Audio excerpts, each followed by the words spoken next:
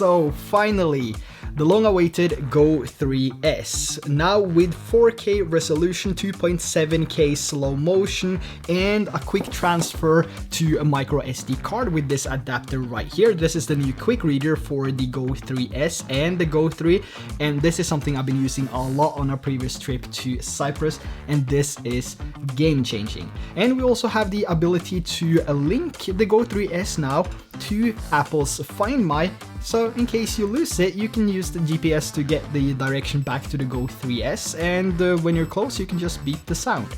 So let's take a look at what's new, who I think this is for, and how I've been using it over the past few weeks. This video is also sponsored by Insta360, so it will be more of a showcase video and not a review.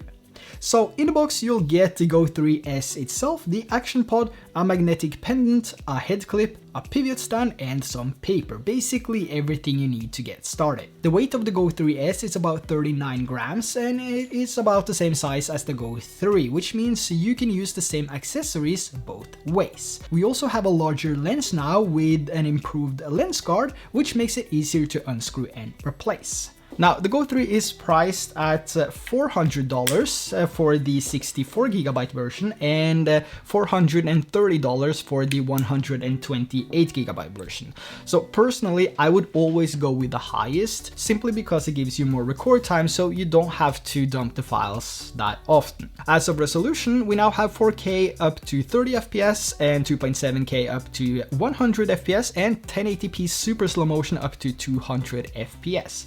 And as of shooting modes, we have normal mode, free frame video, time lapse, time shift, slow motion, loop recording, star lapse, interval photos, HDR photos, and normal photos. So here we have something for everyone. Now, when it comes to features, we do have some pretty neat features actually. So if we look at the main screen here, we have this new tilt fix on the left here, and what this does is to add that subtle horizon leveling to your videos to correct or to basically level out the image if you have a small misplacement. And it's actually doing this by using adaptive cropping, which will zoom in a little bit when you are, just to maintain that horizon level. Now on the other side we have jitter blur reduction, which basically reduces minor shakes and flickers when shooting in low light. So here's how it looks with this turned on and off.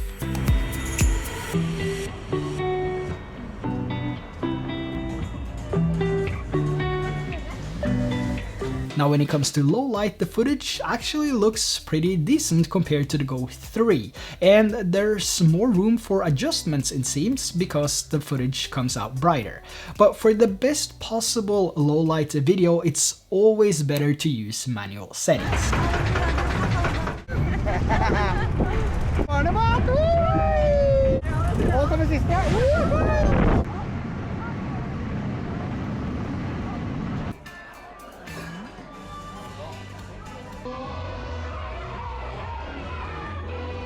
Some other new features added to the Go 3S is also gesture control, interval video, level indicator, and kids mode. So for gesture control, you can stop and start recording a video by showing your hand, or you can take a photo by showing a peace sign.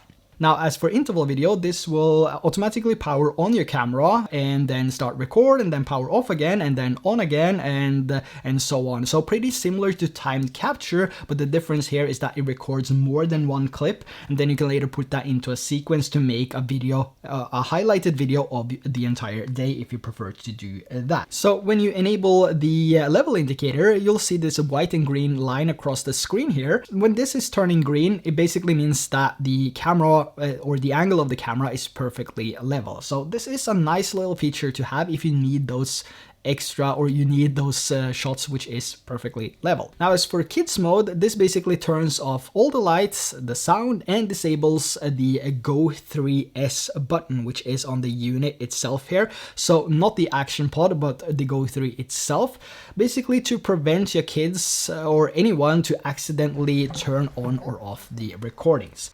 Now, the next one is settings, and this is where you find everything from button settings to bitrate. And yeah, bitrate, by the way, I recommend to set that to high, which is giving the best possible image that you can get from the Go 3S. And we also have the new Apple Find My feature. So to set this up, you just tap start pairing on the Go 3S and then go over to your iPhone and then open the Find My app and then select the item icon on the bottom here. Then you select the plus icon on the top right corner and then choose add other item. Then tap connect, change the name to whatever name you like, and then add your favorite emoji, tap continue, and you're now done. And now you can go back into the Find My app and see where your Go 3S is located, and if you're close, you can now tap the play sound button and the camera will start beeping. Now we also have some other features which is new to the Go 3S. We have a cancel record now, which we had with the Ace Pro or have with the Ace Pro. This basically, if you're shooting a video and you don't want to have that video, you just long press on the shutter button and it will automatically cancel the recording and then delete the video. And we also have the 2x zoom now, which is also something coming from the Ace Pro. So if you want to punch in a little bit closer to the subject or object, you have this 2x zoom option on the display when you're recording a video. And we also have a new quick file transfer now, which will automatically send the files directly over to your phone. Now, in terms of app upgrades, the Go 3S does now have dynamic time lapses and motion ND when you edit your videos through the Insta360 mobile app. And as of export, we have Dolby Vision or HDR export, which preserves more colors and a higher dynamic range. And this is also the best way of exporting low light clips from the Go 3S. And I also want to say that the X4. So if you're shooting low light videos, this is by far the best way of exporting low light footage with the X4 and the Go 3S. Now we also have a new lens type on the Go 3S here compared to the Go 3, which is a mega view, and this was something that was introduced to the X4 and something I've been using a lot on the X4 as well. So I'm really glad they added this to the Go 3S. And what this basically does is to give you a wider field of view with less distortion at the edges. Now, one of the things that really impressed me with the Go 3 was battery life. So Insta360 states that the Go 3S can record for 38 minutes in 1080p 30 FPS in a controlled environment and 140 minutes with the Action Pod. So I did the same test here in the studio to see how long I could record for, but of course I used 4K 30 because that's the settings that I'm using. And with the Go 3S alone, I was able to record for 32 minutes before it ran out of battery. And putting this inside the Action Pod, I was able to record for 132 minutes before it ran out of battery, so I'm pretty satisfied with that. When it comes to compatibility, the Go 3S is not compatible with the DJI Mic 2 or any other Bluetooth microphones. So the only workaround here would be to start recording on both devices and then either clap or snap your fingers and then sync it up later in post. So I guess it's pros and cons both ways depending on what you're used to basically. But one of the biggest upgrades along with 4K resolution is that the Go 3S itself now is waterproof down to 10 meters or 33 feet, which means that you can go deeper without thinking too much about depth, which is fantastic. We also have a higher bitrate now, so 120 megabits per second over the previous 80 megabits on the Go 3, which is fantastic, and this basically provides a better overall image. So here's a few comparison clips with the Go 3 and the Go 3S.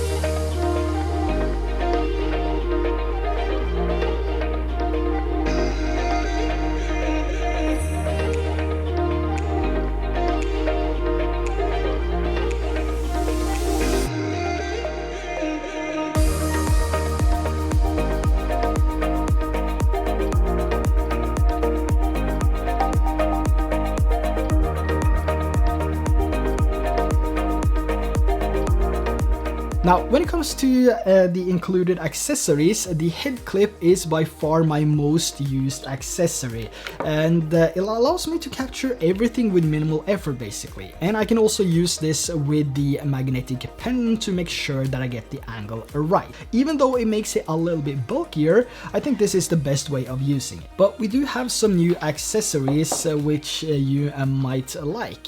This is the quick reader, the new quick reader, and this is compatible with the Go 3 and the Go 3S. So on the back side here we have a Lightning to USB-C plug, and the one I have here is for iPhones, iPads and iPods only. And if we take a look at the side here, there's also a micro SD card slot. So here you can place your micro SD card, and then you can pull out the USB-C plug and connect this to something that generates power, like a power bank. Then you place the Go 3 or the Go 3S on the quick reader itself and power it on by long pressing on the button on the Go 3. And when you see the green light, you can then turn on the action pod and you'll get a message asking if you want to transfer the files from the Go 3S or the Go 3 over to the micro SD card. I mean, how awesome is that? This is something I probably used 4 or 5 times on a week's trip to Cyprus, and it's so convenient. Just drop the file and go again. And when you get back home and you want to edit your videos, you have everything lined up on one of the same SD cards. So you don't have to connect the camera or anything. You can just plug the SD card and go edit your video. And I think this is something that Go 3 users have been waiting for. So now if you want to get the Go 3S and the 4K and all of that, and want to save some extra bucks on the camera itself, you can actually drop down to the 64GB version and then get this. But if you want something that can record throughout the day, I would probably go with the 128GB version, which is the ones that I have here, because these can record for 3 hours in 4K 30. I'm not sure how long the 64GB version can record for, but I reckon probably half an hour or something like that. So with the 64, it means you will dump the files more often, but with the 128GB, it means you can get at least 3 hours of 4K footage, which on and off recording will last, you know, a couple of days, maybe a day if you record a lot. Now, who is this camera actually for? I would say anyone with kids, anyone that loves traveling, or those that prefer to record those special moments you might not be able to capture with other cameras, which requires a bulkier setup and more effort to pull out and mount and stuff like that. And for POV shots, you know, nothing really beats the Go 3 series or the Go series. But instead of just explaining who this camera is for, if I recommend you to buy it and stuff like that, let me show you a short travel sequence I put together from our recent trip to Cyprus with the family, so enjoy.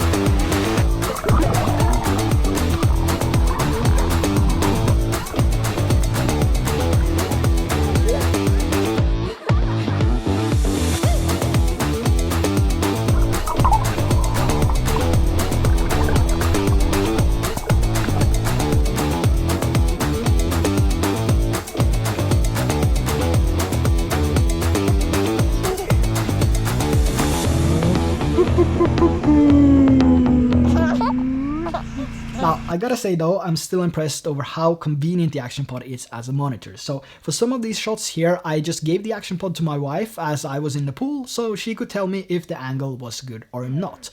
And I think these shots turned out pretty amazing. So if you have kids, like to travel and want something small, convenient, and something that's a bit more subtle than a GoPro, for example, this is definitely a good option. Whether you should buy it or not, that's going to be completely up to you. Like I said, this is a showcase video and a sponsored video, not a review.